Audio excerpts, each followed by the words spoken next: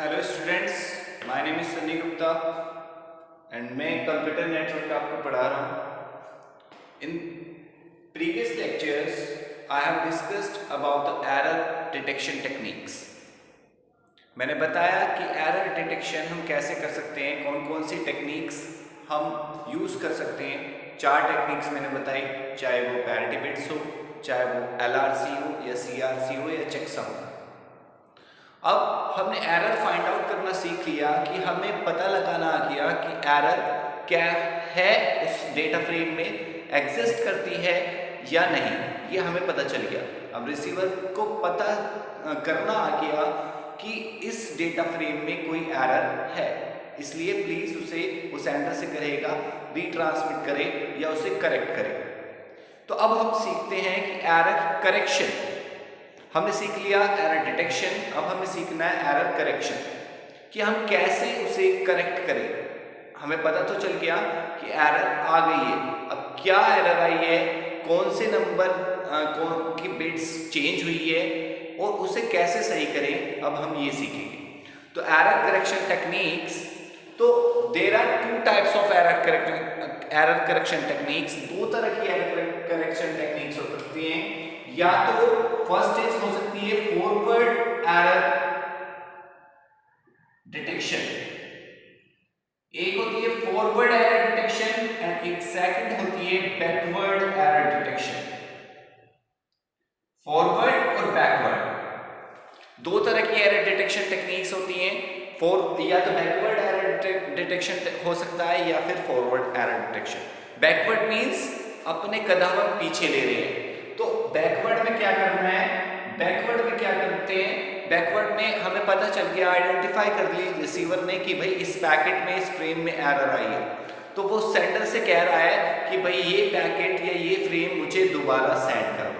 तो इसे हम कहते हैं रीट्रांसमिशन। रीट्रांसमिशन शॉर्ट में समझा रहा हूं क्योंकि बोर्ड मेरे पास सारा जो स्पेस था वो खाली नहीं बचा है, इसलिए मैं इसे शॉर्ट में समझा रहा हूं कि जो 2 तरीके हैं हमारे पास एरर करेक्शन टेक्निक के, 2 तरह की टेक्निक्स हैं, एक तो बैकवर्ड एरर डिटेक्शन करेक्शन और एक forward error correction, it's correction. तो हमें पता चल गया एरर आई है, तो हम एक तरीका ये है कि अपने कदम पीछे ले लिए, जो फ्रेम सेंड करा था, जो एरर आ गई है उसमें, उसे हम दोबारा से सेंड करते हैं, उसे बोलते हैं रीट्रांसमिशन या फिर बैकवर्ड एरर डिटेक्शन और करेक्शन। और एक है फॉरवर्ड एरर करेक्शन। अब फॉरवर्ड एरर करेक्शन में मींस कि हमने फ्रेम जो भेजा था मैं वापस से सेंड नहीं कर रहा कि उसे ही सही करो, उसमें एरर है तो उसे ही सही करो। कुछ ऐसे कोड का यूज करते हैं इसमें कि हम जो एरर विद एरर वाला जो फ्रेम है उसमें से एरर को रिमूव करके उसे हम करेक्ट करते हैं। तो ये 2 तरीके हैं, बैकवर्ड एरर करेक्शन और forward error correction. Backward means अपने कदम पीछे ले लिए, बैक की तरफ चले गए, वापस से रीट्रांसमिशन करा दिया। रीट्रांसमिशन इसका दूसरा नाम इसे बोल सकते हैं कि पैकेट में अगर कोई गलती है, कोई दिक्कत नहीं है, मैं दोबारा से सेंड कर रहा हूँ, वो रीट्रांसमिशन है बैकवर्ड एरर करेक्शन। और एक है फॉरवर्ड एरर करेक्शन कि मैंने जो फ्रेम सेंड करा है, सेंडर कह रहा है मैंने जो फ्रेम सेंड करा है मैं दोबारा नहीं सेंड करूंगा, उसी में ही आप चेंजेस कर लो, उसे करेक्ट कर लो, अगर उसमें कुछ एरर है तो आप उसे ही करेक्ट कर लो। तो अब इसके बारे में समझते हैं। बैकवर्ड एरर में तो कोई दिक्कत नहीं है, रीट्रांसमिट कर देगा दोबारा से, लेकिन फॉरवर्ड एरर करेक्शन अब कैसे करेंगे, अगर रिसीवर को पता चल गया, आइडेंटिफाई कर लिया उसने कि इस डेटा में कुछ एरर है, तो उसे आइडेंटिफाई करना है और फिर करेक्ट करना है, करेक्शन करना है। अभी तक हम केवल आइडेंटिफाई कर रहे हैं कि एरर, अभी तक जो हमने पढ़ा इन द प्रीवियस लेक्चर्स, ये केवल पढ़ा कि कैसे रिसीवर पता लगा सकता है कि इस डेटा में, इस फ्रेम में एरर है या नहीं। लेकिन अब हम सीखेंगे कि उसे पता तो लगा लिया, अब उसे करेक्ट कैसे करें, उसे सही कैसे करें।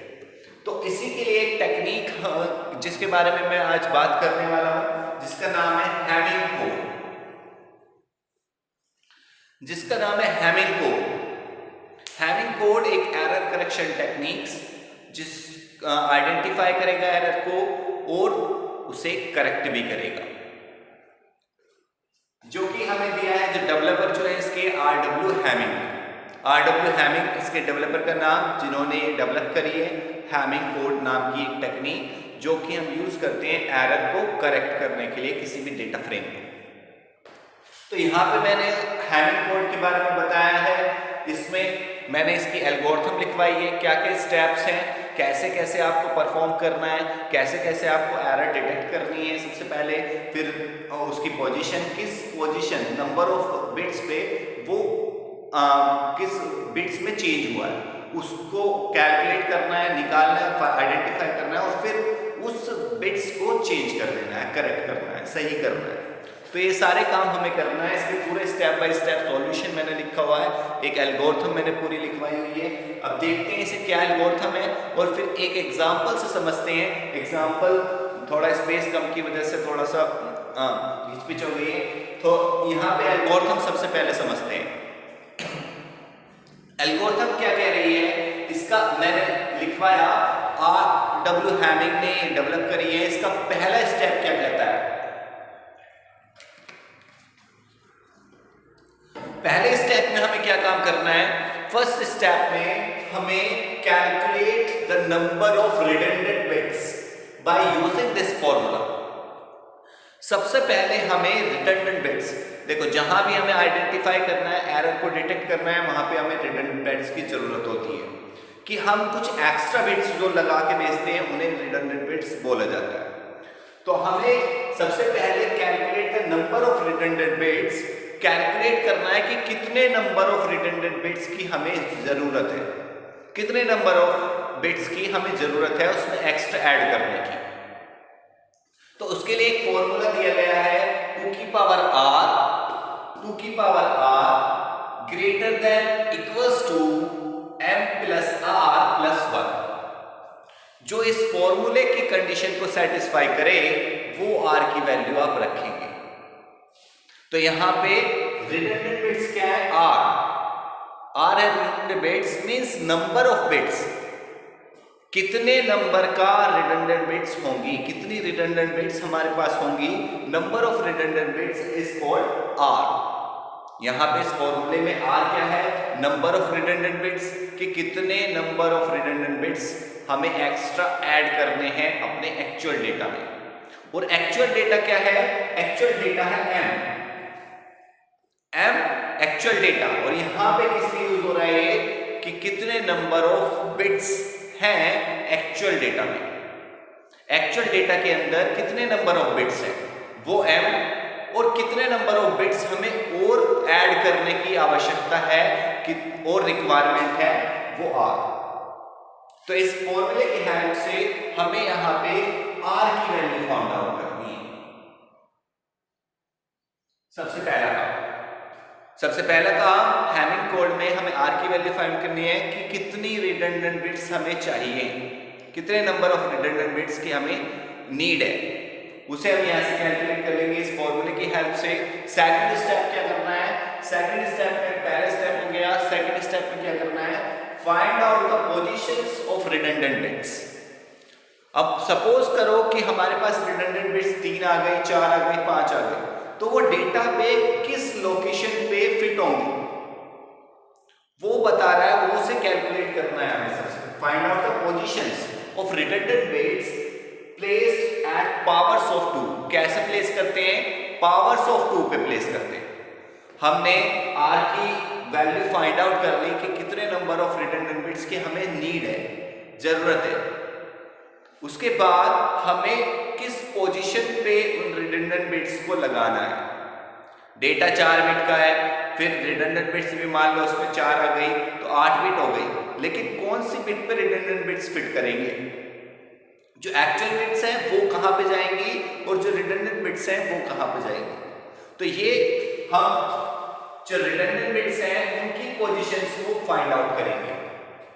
कैसे फाइंड आउट करते हैं, at powers, placed at powers of 2 की पावर्स पे उन्हें प्लेस करना है।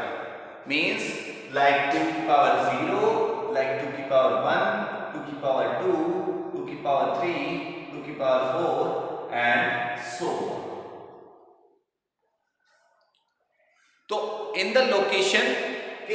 पोजीशन पे आपको प्लेस करना है पावर्स ऑफ 2, 2 की पावर्स वाली जो भी पोजीशंस हैं उन पे आपको प्लेस करते जाना है। अगर एक रिडंडेंट बिट्स है तो आपको केवल इसकी जरूरत पड़ेगी, केवल फर्स्ट पोजीशन पे उसे रिडंडेंट बिट्स को रख देना है। 2 की पावर 0 की वैल्यू क्या है 1, तो मैंने लिखा हुआ है लाइक 1 2 4 8 16 एंड सो ऑन। वो क्या है 2 की पावर 0, 2 की पावर 1, 2 की पावर 2, 2 की पावर 3, 2 की पावर 4 एंड सो ऑन। तो 2 पावर्स ऑफ 2 पे पोजीशन बता रहा है कि अगर आपके रिडंडेंट बिट्स 1 है, मींस r की वैल्यू अगर 1 आ गई है तो उसे किस पोजीशन पे रखना है, उसे फर्स्ट पोजीशन पे रखना है। अगर नंबर ऑफ रिडंडेंट बिट्स 2 है तो कौन कौन सी लोकेशन होगी, एक पहले स्थान पे आएगी, पहले पोजीशन पे आएगी और सेकंड पोजीशन पे आएगी 2 की पावर 1। अगर 3 रिडंडेंट बिट्स हैं तो एक फर्स्ट पे, एक सेकंड पे, एक फोर्थ पे 2 की पावर 2 पे। अगर 4 रिडंडेंट बिट्स हैं तो एक फर्स्ट पे, एक सेकंड पे, एक फोर्थ पे, एक एट्थ पोजीशन पे। तो ऐसे ही हम रिडंडेंट बिट्स की पोजीशन को फाइंड आउट करेंगे, कैलकुलेट करेंगे, पावर्स ऑफ 2 वाली पोजीशन उन्हें ऑक्युपाई कराएंगे। ये सेकंड स्टेप है। Third step is calculate the values of each redundant bit. अब हमने कितनी बिट हैं, कितनी रिडंडेंट बिट हैं वो हमने कैलकुलेट कर लिया फर्स्ट स्टेप में इस फॉर्मूले की हेल्प से। दूसरे स्टेप में हमने उन्हें पोजीशन भी दे दी कि कहां कौन सी रिडंडेंट बिट्स आएगी। अब उन रिडंडेंट बिट्स की वैल्यू क्या होगी उसे कैलकुलेट करना है। तो तीसरे स्टेप में calculate the values of each redundant bits. हर एक रिडंडेंट बिट्स की वैल्यू फाइंड आउट करेंगे। वैल्यू फाइंड आउट कैसे करनी है, पैरिटी के बेस पे। जो हमने पैरिटी बिट्स में पढ़ा था कि या इवन पैरिटी हो या ओड पैरिटी हो, उसी के बेस पे हम डिसाइड करेंगे कि इस रिडंडेंट बिट्स की वैल्यू 0 होगी या 1 होगी। अगर हम इवन पैरिटी की बात करेंगे तो नंबर ऑफ वंस को हमें इवन बनाना है। अगर ओड पैरिटी की बात करेंगे तो नंबर ऑफ वंस को हमें ओड बनाना है। तो उसी मेथड को यूज करते हुए हम कैलकुलेट करेंगे हर एक रिडंडेंट बिट्स की वैल्यू थर्ड स्टेप में। फोर्थ स्टेप में place at the redundant bits into the positions of actual data. अब हमारे पास वैल्यूज आ गई हर एक रिडंडेंट बिट्स की। अभी तक हमने क्या काम करा था, नंबर ऑफ रिडंडेंट बिट्स कितने निकाले पहले स्टेप में। दूसरे स्टेप में उनको पोजीशन पे रखा कि ये फर्स्ट पे आएगा, ये सेकंड पे आएगा, ये फोर्थ पे आएगा, ये एट्थ पे आएगा, जितने भी रिडंडेंट बिट्स हैं। उसके बाद उनकी वैल्यू निकाली और वैल्यूज को पुट कर दिया उनके पोजीशन पे जो एक्चुअल डेटा में उनकी पोजीशन है।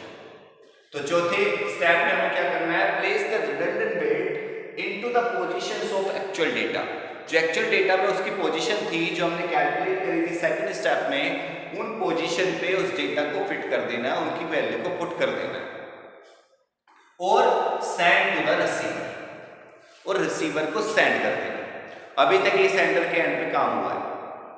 ये हैमिंग कोड का प्रोसेस चल रहा है कि सबसे पहले number of redundant bits calculate करनी है, कितने नंबर ऑफ रिडंडेंट बिट्स की हमें नीड है, जरूरत पड़ेगी, नंबर ऑफ रिडंडेंट। फिर उन्हें प्लेस करना है उनकी पोजीशन पे, पावर्स ऑफ 2 पे, 1 2 4 8 16 32 64 एंड सो ऑन।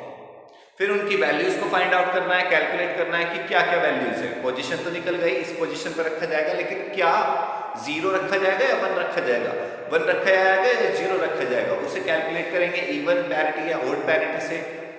फिर उसके बाद उन्हें जो वैल्यूज आ जाएंगी उन्हें एक्चुअल डेटा में पुट करेंगे उनकी पोजीशन पे और रिसीवर को सेंड कर देंगे। अभी तक ये काम हुआ send. Next step, fifth step में रिसीवर क्या करेगा, रिसीवर क्या करेगा, एट द रिसीवर एंड। अब रिसीवर एंड पे पहुंच गए, अभी तक सेंडर एंड पे काम चल रहा था, अब रिसीवर एंड पे पहुंच गए। The parity bits are calculated and if the parity bits having no zero values then the data is said to be corrupted। यही जो काम हमने सेंडर के एंड पे करा है, यही सेम काम जो रिसीवर है वो अपने एंड पे करेगा। यही सेम काम जो हमने इवन पैरिटी की अगर बात करें तो हमने इवन नंबर ऑफ वंस बना के भेज दिए कि इसमें number of ones must be even है, इवन ही है। अब जब रिसीवर अपने एंड पे उसे वापस से उसकी पैरिटी बिट्स को कैलकुलेट करेगा, सेम प्रोसेस दोहराएगा, वापस से पैरिटी बिट्स कैलकुलेट होंगे रिसीवर के एंड पे, तो वहां पे सारी पैरिटी बिट्स की वैल्यू क्या आनी चाहिए? 0।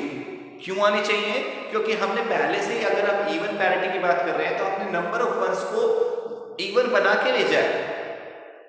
अगर हमने नंबर ऑफ वंस को इवन बना के भेजा है तो अब उसमें कोई भी वन ऐड करने की जरूरत नहीं पड़ेगी। तो पैरिटी बिट यही कह रही है कि अगर नंबर ऑफ वंस पहले से ही उस पे इवन है तो जो नेक्स्ट पैरिटी बिट जनरेट होगी वो 0 होगी। तो यही रिसीवर के एंड पे कहना चाह रहा है, parity bits are calculated and if the parity bits having no zero values, अगर 0 वैल्यूज आती हैं सारी, उन्होंने पैरिटी बिट दोबारा कैलकुलेट करी और अगर सारी 0 वैल्यू आती है, इसका मतलब डेटा बिल्कुल सही गया है। इवन नंबर ऑफ वंस हमने बना के भेजे थे और इवन नंबर ऑफ वंस ही हमें मिले हैं क्योंकि पैरिटी बिट्स 0 आई है। लेकिन अगर कुछ एरर ट्रांसमिशन के दौरान डेटा में आ गई है तो वहां पे हमें क्या देखने को मिलेगा? Having non zero values. और नॉन जीरो वैल्यूज इंडिकेट करेगी कि डेटा में कुछ ना कुछ एरर है। तो and if the parity bits having non zero values, जितनी भी पैरिटी बिट थी उनकी सबकी वैल्यू 0 आनी चाहिए। अगर एक पैरिटी बिट की भी वैल्यू 0 से अलावा 1 आ गई तो इसका मतलब डेटा हमारा करेक्ट हो गया। तो हमें यहां तक और इस सेट भी करेक्ट हो जाएगा। अब क्योंकि ये फॉरवर्ड एरर डिटेक्शन के लिए, फॉरवर्ड एरर करेक्शन के लिए हम यूज कर रहे हैं टेक्निक, तो 6th स्टेप में क्या होना है?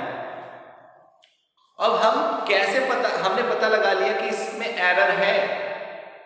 अब किस पोजीशन पे वो एरर है ये हमें पता करना है। किस पोजीशन पे एरर है अगर हमें पता चल गया तो हम उस पोजीशन की वैल्यू को, उस बिट को चेंज कर देंगे। अगर वो 0 है तो 1 कर देंगे, अगर वो 1 है तो 0 कर देंगे। तो find out the position of data, find out the position of data which is corrected. जो डेटा करेक्ट है उसकी पोजीशन फाइंड आउट करनी है हमें। किस पोजीशन पे डेटा करेक्ट हुआ है। मान लो 7 बिट उन्होंने भेजे थे या 8 बिट उन्होंने भेजे थे और 1 बिट चेंज हो गई है, तो वो कौन से नंबर की बिट है ये हमें फाइंड आउट करना है। उसकी पोजीशन, वो पहले नंबर की बिट है, दूसरी बिट, तीसरी बिट या चौथी या पांचवी, छठी, सातवीं, जो भी है, उसकी पोजीशन हमें पता चल जाएगी तो हम उसे मॉडिफाई कर देंगे, चेंज कर देंगे। अगर 0 है वो पहले से तो 1 कर देंगे, अगर 1 है तो वो 0 कर देंगे। मैं एग्जांपल में करके दिखाऊंगा कि कैसे एक एरर आ सकती है और कैसे पैरिटी बिट्स में चेंज आ सकता है, कैसे नॉन जीरो वैल्यूज आ गई और उन्हें कैसे हम डिटेक्ट करेंगे और फिर बाद में उसे करेक्ट करेंगे उसकी पोजीशन को फाइंड आउट करके। तो पोजीशन विच इज करेक्टेड, उसकी पोजीशन को फाइंड आउट करेंगे एंड करेक्ट देम, और फिर उसे करेक्ट करेंगे by changing the bit, change करके बिट में 0 to 1 और वाइस वर्सा। 0 है तो 1 कर देंगे और 1 है तो 0 कर देंगे। ऐसे चेंज करके आप उसे करेक्ट करेंगे। तो एक हैमिंग कोड टेक्निक जो फिर की एरर करेक्शन के लिए या फिर कहें फॉरवर्ड एरर करेक्शन के लिए एक टेक्निक है हैमिंग कोड, जिसमें हम एरर को आइडेंटिफाई कर रहे हैं, फिर उसकी पोजीशन को आइडेंटिफाई कर रहे हैं और उससे फिर करेक्ट कर रहे हैं चेंज करके उस बिट में। 0 है तो 1 कर रहे हैं, 1 है तो 0 कर रहे हैं। अब ये एग्जाम्पल हुआ। अब बात करते हैं इसके एग्जाम्पल की। अभी हमने एल्गोरिथम बताया कि क्या आपको परफॉर्म करना है, यही एल्गोरिथम को फिट कर देना है आपको एग्जाम्पल में, कैसे भी एग्जाम्पल आ जाए। ये सारे स्टेप केवल आपको थोड़ा सा टेक्निक पता होना चाहिए कि कैसे कैलकुलेट करना है। तो खास बात यह है कि only 1 bit error can be identified and corrected by using Hamming code.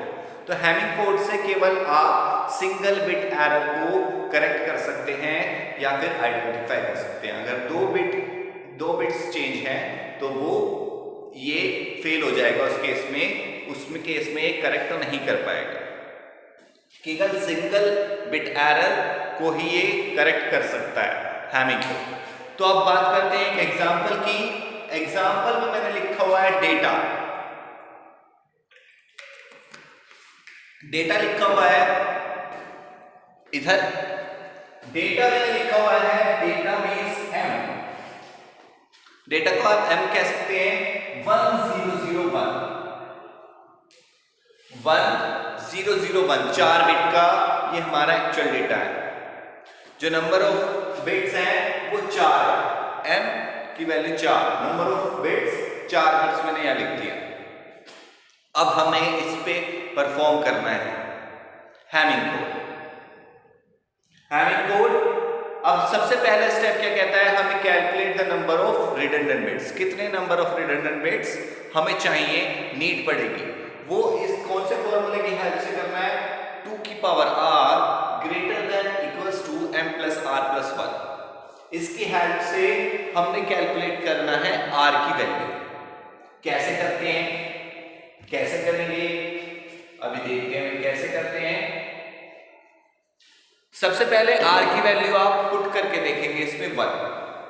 Suppose कि मुझे कम से कम रिडंडेंट बिट्स की जरूरत पड़े तो मैंने सबसे पहले रखी एक रिडंडेंट बिट्स, मींस r की वैल्यू रखी सबसे पहले मैंने 1। अब इस केस में कि क्या ये कंडीशन सेटिस्फाई हो रही है, तो 2 की power 1 greater than equals to m जो कि 4 है प्लस 1 प्लस 1। तो 2 ग्रेटर देन इक्वल्स टू कि क्या 6 हो रहा है, कंडीशन फॉल्स हो रही है, सेटिस्फाई नहीं हो रही है, तो ये नहीं हो सकता। तो मैंने रखी r की वैल्यू 2, r की वैल्यू 2 रख के देखी तो 2 की पावर 2, अब की बार 2 की power 2 greater than equals to m की वैल्यू 4 और r की वैल्यू 2 प्लस 1। तो 4 ग्रेटर देन इक्वल्स टू क्या हो रहा है 7 के, तो यहां भी कंडीशन सेटिस्फाई नहीं हो रही है, तो हम r की वैल्यू 2 भी नहीं ले सकते। तो हमने ली r की वैल्यू 3, r की वैल्यू 3 ली तो अब की बात क्या हुआ, 2 की power 3 greater than equals to m plus r, m की वैल्यू 4, r की value 3 1, 8 greater than equals to 8, तो इक्वल टू हो गया, तो कंडीशन ट्रू हो गई, सेटिस्फाई हो गया। तो इसका मतलब r की वैल्यू 3 हम ले सकते हैं। इसका मतलब कि r की वैल्यू हमें 3 रिडंडेंट बिट्स की आवश्यकता पड़ेगी, नीड पड़ेगी, रिक्वायरमेंट है। तो इसलिए मैंने r की वैल्यू 3 ले ली। मैंने कैलकुलेट करके बताया इस फॉर्मूले में कैसे वैल्यू रख के देखनी है, कंडीशन सेटिस्फाई हो तो उसे r की वैल्यू ले लेना है। ये r की वैल्यू 3 आ गई, हमें पता चल गया कि 4 एक्चुअल बिट्स हैं और 3 हमें उसमें रिडंडेंट बिट्स ऐड करनी है। तो टोटल बिट्स कितनी हो गई, टोटल बिट्स हो गई m plus r 4 plus 3 equals to 7 bits. 7 bits हमारे पास हो गई, 7 बिट्स हो गई, 7 बिट्स मैंने, अब क्या करना है, 7 बिट हमें पता चल गया। अब हमें दूसरे स्टेप में क्या है, find out the position of redundant bits, place that powers of 2। अब हमें पोजीशन निकालनी है कि 7 बिट हो गई, टोटल 7 बिट हो गई, 4 तो एक्चुअल डेटा में है, 3 हमने उसमें रिडंडेंट बिट्स ऐड कर दी। तो अब कौन कौन सी पोजीशन पे रिडंडेंट बिट्स रखी जाएंगी उनको हम फाइंड आउट कर रहे हैं। 4 प्लस 3 रिडंडेंट बिट्स 7 बिट्स। तो हमें कैसे करना है, हमें 2 की पावर 0 पे उन्हें प्लेस करना है, मीन्स फर्स्ट लोकेशन पे हो गया, 2 लोकेशन पे हो गया और 4th लोकेशन पे हो गया। 2 की पावर 0, 2 की पावर 1 और 2 की पावर 2, क्योंकि 3 रिडंडेंट बिट्स हैं इसलिए जरूरत हमें 3 की पड़ेगी। एक फर्स्ट लोकेशन पे हो गया, एक सेकंड लोकेशन पे हो गया, एक 4th लोकेशन पे हो गया, हमने प्लेस कर दिया। मान लो जो पहली रिडंडेंट बिट्स है उसे P1 बोला, दूसरी को P2 और इसे P4 बोला। तो हमने इनकी ये पोजीशन है 7 प्लेस पे है, 6 5th 4th 3rd 2 1 1 पोजीशन पे कौन सा रखा, क्योंकि P1 1 पोजीशन पे 2 की पावर 0 पे हमने कैलकुलेट करा, फिर 2 पे हमने P2 रखा। P2 मींस जो दूसरी रिडंडेंट बिट्स है उसे हमने P2 कहा। दूसरी रिडंडेंट बिट्स कैसे आएगी, कौन सी पोजीशन पे आएगी, 2 की पावर 1 पे आएगी, तो इसका मतलब सेकंड पोजीशन पे आएगी। ऐसे ही हमने थर्ड रिडंडेंट बिट को P4 नाम दे दिया, आप P3 भी ले सकते हैं, मैंने P4 नाम दे दिया, और वो कौन सी लोकेशन पे आएगी, 2 की पावर 2 पे आएगी, तो फोर्थ लोकेशन पे आएगी, फोर्थ प्लेस पे आएगी। तो ये एक्चुअल डेटा हो गया। तो ये हमने अब कितने नंबर ऑफ बिट्स R की वैल्यू कैलकुलेट कर ली, उनको पोजीशन भी बता दी कि एक पहले पे है, एक दूसरे पे है, एक चौथे पे है। अब हमें क्या करना है, उनकी वैल्यूज को फाइंड आउट करना है।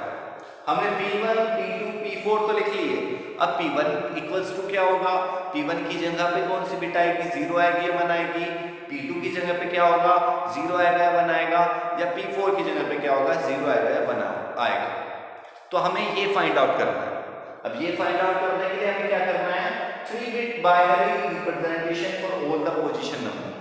जितनी भी पोजीशन है, हमारे पास 7 नंबर ऑफ बिट्स हैं, तो 7 पोजीशन है, first, second, third, fourth, fifth, sixth और 7 पोजीशन है हमारे पास 1 से लेके 7 तक। तो उनसे रिलेटेड जो भी बाइनरी रिप्रेजेंटेशन है उनकी, उसे लिख लेना है आपको। थोड़ा सा समझने वाला यहीं पे कंसेप्ट है, बाकी तो एल्गोरिथम से आपको करना है। जो एल्गोरिथम है एज इट इज आपको यही स्टेप परफॉर्म करने हैं। एल्गोरिथम से बिल्कुल, इसलिए मैंने साइड में एल्गोरिथम लिखी है और इधर मैंने एग्जाम्पल कराया, लेकिन बोर्ड कम बचा है स्पेस।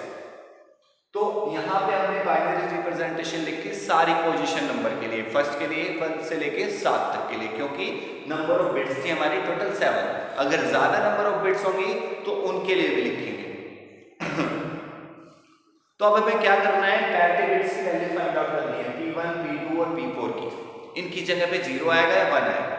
तो कैसे करना है, हमने 1 के लिए जगह लिख लिया, सबको आती है बाइनरी रिप्रेजेंटेशन 0 0 1।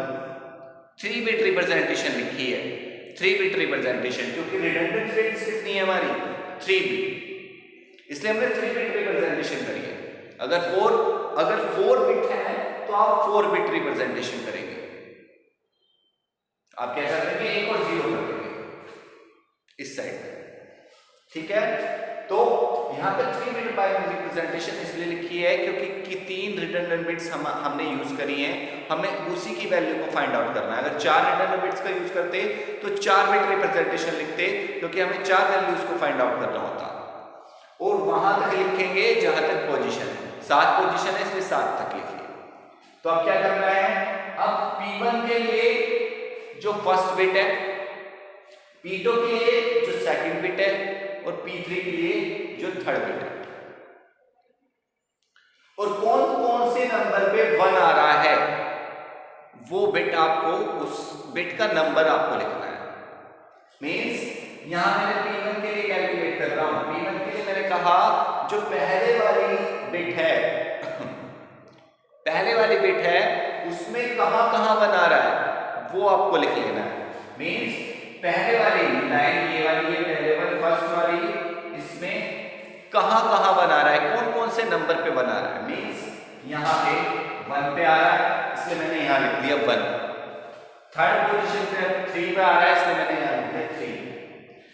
एक मैंने 5 पे आ रहा है, इसलिए मैंने लिख दिया 5। एक यहां पे 7 पे आ रहा है, इसलिए मैंने लिख दिया 7। तो 1, 3, 5, 7 ये मैंने लिख लिया अभी तक। ऐसे ही P2 के लिए बात करें तो P2 के लिए सेकंड कॉलम को देखना है, सेकंड बिट को देखना है, इसमें कहां कहां कौन सी पोजीशन पे 1 आ रहा है, कौन से पे आ रहा है। 2 पे आ रहा है तो मैंने 2 लिख दिया, 3 पे आ रहा है तो मैंने 3 लिख दिया, और 6 पे आ रहा है तो मैंने 6 लिखा, और 7 पे आ रहा है तो 7। तो 2, 3, 6, 7 ऐसे ही 1, 3, 5, 7। तो ये पोजीशन कैलकुलेट हो रही है अभी तक। फिर नेक्स्ट में P3 के लिए या P4 के लिए आपको थर्ड बिट्स को देखना है। मींस जहां जहां पे बना रहा है, इस वाली कॉलम में जहां जहां पे बना रहा है, कहां पे आ रहा है, 4 पे आ रहा है, 5 पे आ रहा है, 6 पे आ रहा है, 7 पे आ रहा है, वो मैंने नोट आउट कर लिया। 4, 5, 6, 7 इतना काम आपको कर लेना है। उसके बाद हमें क्या करना है, P1 के लिए जो यहाँ पे एक्चुअल डेटा ये रहा, एक्चुअल डेटा m+r जो आपने प्लेस करी थी पोजीशन पे डेटा को, जो आपने रिडंडेंट बिट्स निकाली थी p1 p2 p4 उन्हें प्लेस करा था, वो जिस पोजीशन पे जो बिट है उसे आपको रख लेनी है। फर्स्ट पोजीशन पे, थर्ड पोजीशन पे, 5 पोजीशन पे या 7 पोजीशन पे, उससे रिलेटेड कौन सी बिट है। p1 कैलकुलेट कर रहे हैं हम, p1 कैलकुलेट कर रहे हैं, p1 फर्स्ट पोजीशन पे डेटा में कौन सा है, p1 है, इसलिए हमने p1 रखा। थर्ड पोजीशन पे क्या है, थर्ड पोजीशन पे 1 है, इसलिए मैंने 1 रखा। फिफ्थ पोजीशन पे 0 है, इसलिए मैंने 0 रखा। और ऐसे ही लास्ट में 7 पोजीशन पे 1 है, तो ये p1 के लिए आ गया p1 1 0 1। ऐसे ही p2 के लिए करेंगे जब हम सेकंड पोजीशन पे p2 है, ये रख लिया। थर्ड पोजीशन पे ये है 1, ये 1 रख लिया। सिक्स पोजीशन पे 0 है, इसलिए हमने 0 रखा। बिट उतारनी है वहां से, कौन सी बिट है, 0 है 1 है, या p4 या p2 या p1 है। ऐसे ही 6 पोजीशन के लिए 7 पोजीशन के लिए 7 पोजीशन पे 1 है, तो हमने 1 यहाँ पे रख दिया। तो ये बन गया हमारा p2 1, 0, 1। नेक्स्ट p4 के लिए ऐसे ही करना है। फोर्थ पोजीशन पे क्या है, p4 है, फिफ्थ पे क्या है, 0 है, सिक्स पे क्या है, 0 है, 7 पे क्या है, 1। तो ये बन गया p4, 0, 1। अब हमें क्या लगाना है यहाँ पे, अब पैरिटी बिट्स वाला यूज करना है कि आपको इवन पैरिटी बनाना है या ओड पैरिटी बनाना है। तो मैंने लिखा हुआ है calculate the parity either even और ओड। हम ले रहे हैं let us take even parity, मैंने इवन पैरिटी ले लिया, आप ओड लेके भी देख सकते हैं। तो यहाँ पे कैलकुलेट करनी है हमें पैरिटी बिट की वैल्यू को कैलकुलेट करना है। इस p1 की वैल्यू क्या होगी, इस p2 की जगह क्या आएगा, इस p4 की जगह क्या आएगा, ये हमें कैलकुलेट करना है। तो हमने यहाँ पे पैरिटी बिट वाला टेक्निक लगाई, इवन पैरिटी या ओड पैरिटी। मैंने यहाँ इवन पैरिटी का केस ले लिया। तो जो p1 था, p1 के लिए हम कैलकुलेट करेंगे p1 1, 0, 1। अब यहाँ पे नंबर ऑफ वंस देखे जाएंगे। इवन पैरिटी का मतलब ये है कि नंबर ऑफ वंस को हमें इवन बनाना है। अगर पहले से ही ओड है तो हम उसमें ऐड कर देंगे, अगर पहले से ही इवन है तो हम 0 ऐड कर देंगे। तो नंबर ऑफ 1 1 2 है, नंबर ऑफ वंस कितने हैं, 2 हैं, जो कि इवन है, इसलिए जो p1 की वैल्यू है वो हो गई 0। क्योंकि पहले से इवन है, हमें इवन बनाने की जरूरत नहीं है, हमें 1 अलग से ऐड करने की जरूरत नहीं है, तो हमने p1 की वैल्यू 0 हो गई। ऐसे ही 1 को 2 कितने हैं, नंबर ऑफ वंस 2 हैं, दूसरी में भी p2 1, 0, 1। तो यहाँ भी नंबर ऑफ वंस इवन है, इसलिए यहाँ भी कोई जरूरत नहीं है 1 लगाने की। तो हम क्या ऐड करेंगे, p2 की वैल्यू 0, तो p1 की वैल्यू आ गई, p2 की वैल्यू आ गई। ऐसे p4 0, 0, 1, यहाँ पे नंबर ऑफ वंस क्या है, ओड है, तो हमें p4 क्या करना पड़ेगा, p4 की वैल्यू हमें 1 करनी पड़ेगी, क्योंकि हमें इवन पैरिटी का यूज कर रहे हैं, नंबर ऑफ वंस को इवन बनाना है। और क्योंकि यहाँ पे केवल एक 1 है, तो हमने जो कि ओड है, तो हमने एक और 1 ऐड करके उसे नंबर ऑफ वंस को 2 कर दिया, जो कि इवन हो गया। तो हमने p4 की वैल्यू, तो हमारे पास तीनों वैल्यू आ गई, p1 की वैल्यू 0 आ गई, p2 की वैल्यू 0 आ गई, और p4 की वैल्यू 1 आ गई। अब नेक्स्ट स्टेप में क्या काम करना है, place the redundant bits into the positions of actual data and send to the receiver. जो पैरिटी बिट्स आई हैं उन्हें एक्चुअल डेटा में उनकी पोजीशन पे फिल कर देना है और रिसीवर को सेंड कर देना है। तो यही करा मैंने, ये क्या करा, एक्चुअल डेटा जो p1 था वो फर्स्ट पोजीशन पे था, तो मैंने यहाँ पे 0 डाल दिया। ये क्या था, p1 की वैल्यू 0 निकल के आई। ऐसे ही p2 जो सेकंड पोजीशन पे था, ये रहा p2, उसकी वैल्यू निकल के आई 0, वो मैंने सेकंड पोजीशन पे डाल दिया। और थर्ड पोजीशन पे तो 1 था ही, और फोर्थ पोजीशन पे क्या था, p4, जिसकी वैल्यू क्या निकल के आई है 1, वो 4th पोजीशन पे मैंने यहाँ डाल दिया। तो एक्चुअल डेटा ये हो गया 1 0 0 1 1 0 0। अब हमने रिसीवर को सेंड करा। अब यही सेम चीज वो वापस से कैलकुलेट करेगा, वापस से इसी के लिए, इसी डेटा के लिए। अब P1 P2 P4 नहीं, अब इस डेटा के लिए वो पैरिटी बिट देखेगा और सारी 0 वैल्यूज अगर आती हैं तो कहेगा करेक्ट है, और क्योंकि अगर चेंज नहीं होता तो करेक्ट ही आने वाला है। तो हम चेंज करके दिखाते हैं कि जब डेटा में कुछ एरर है तो कैसे फाइंड आउट होगी। तो मैंने यहाँ पे क्या करा, at receiver send suppose error in data, receiver के पास आ गया डेटा, हमने सबसे पहले redundant bits, number of redundant bits करे, फिर प्लेस करा उन्हें, उनकी पोजीशन दी, फिर उनकी वैल्यूज को फाइंड आउट करा, फिर हमने वापस से उन्हें पोजीशन पे रख के रिसीवर को सेंड कर दिया। अब मान लो जो एक्चुअल डेटा था वो ये था 1 0 0 1 1 0, मान लो क्या ये तो है, ये रहा जो सेंडर ने भेजा है, लेकिन ट्रैवल के दौरान, ट्रांसमिशन के दौरान उसमें एक बिट चेंज हो गया, क्योंकि एक बिट में ही एरर ये पकड़ सकता है, 2 बिट वाली एरर को नहीं पकड़ेगा, इसलिए एक बिट एरर करके दिखाए हैं। ये डेटाबेस एरर मैंने बनाया 1 1 0 1 1 0 0, जो ये वाली बिट है, जो 6th पोजीशन की बिट है, ये पोजीशन नंबर भी लिख रखे हैं मैंने, 6th पोजीशन की बिट है, उसे मैंने 0 था उसे 1 में चेंज कर दिया, बाकी सब सेम। तो अब क्या होगा, अब रिसीवर के एंड पे पैरिटी बिट चेक होंगी, कैलकुलेट होगी, अगर उसमें नॉन जीरो वैल्यू आ गई इसका मतलब एरर है, और अगर नॉन जीरो नहीं आती, सारी 0 वैल्यू आ गई, तो इसका मतलब वो करेक्ट नहीं है, और अगर करेक्ट है तो फिर उसकी पोजीशन को फाइंड आउट करेंगे, उस पोजीशन की बिट को चेंज करके हम डेटा को करेक्ट करेंगे।